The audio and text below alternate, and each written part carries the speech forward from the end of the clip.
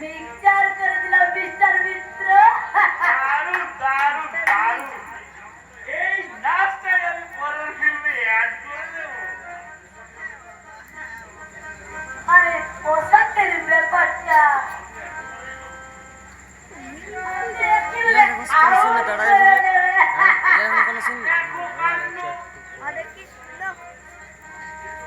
সে তো তাহলে একেবারে উলঙ্গ, মানে পুরো ভিন হয়ে যাবে।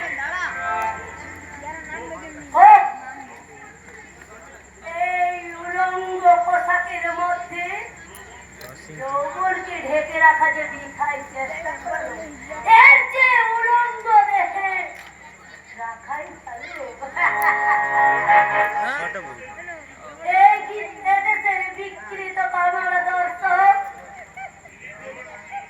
বিলিয়ে দেওয়াটাকে কি বেশি লজ্জা হবে মিস্টার মিত্র? দেখো কাণ্ড।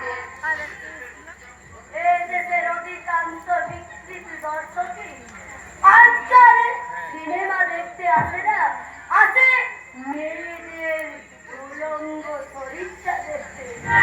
তাই তো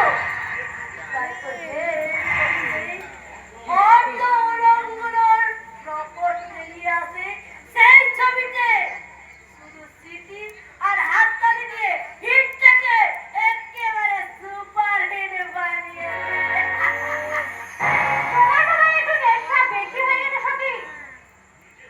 নিজে সত্যি সেজে থাকবি, অন্যকে চেষ্টা ধরবে কে? হ্যাঁ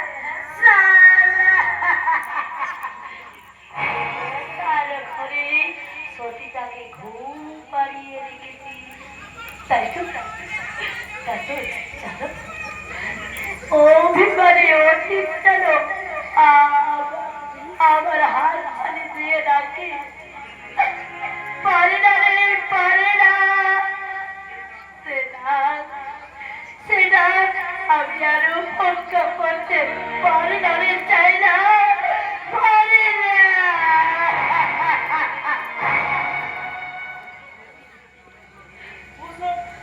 অতীত অতীতের কথা ভেবে নিজের মনকে দুর্বল করা তোমার আসে না। তুমি আজ কত বড় নায়িকা, কত অর্থ মান যশ তোমার। হ্যাঁ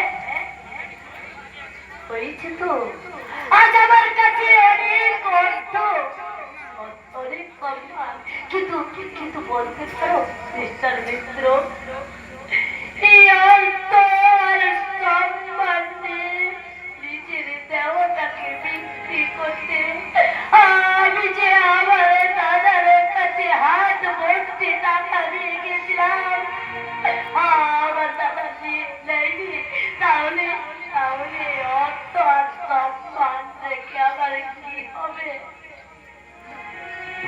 কাঁদছো ঝিলিমিলি, কাঁদছো কেন? হ্যাঁ আমি কাঁদছি না, না বিষ ঝিলিমিলি কখনোই কাঁদে না, কখনোই না। ঝিলিমিলি নাই, ওই ঝিলিমিলির হৃদয়ে লুকিয়ে থাকা ওই সতীটা কাঁদছে। কেন আমাকে বারবার সতী বলে ডাকছো? জানো না সতী মরে গেছে, আর সেই মরা মনটা দেখে আমার নতুন করে জেগে উঠেছে আজকে এই কামন্ত পশুদের আদরের মক্কি নারী মিস ঝিলিমিলি।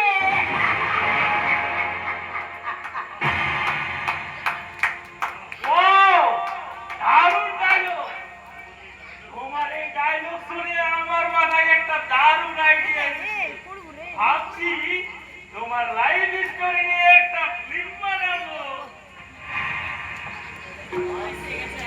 আর সেই ফিল্মের স্ক্রিপ্টটা লিখবো আমি। তাই যদি হয় তাহলে তার নায়িকার তৃতীয় পোস্টটা আমার জন্য খোলা রাখবেন স্যার। আফসোস, তবে আমার কোম্পানির পারফরম্যান্স আছে, তাই তোমার চান্সটা সবার আগে।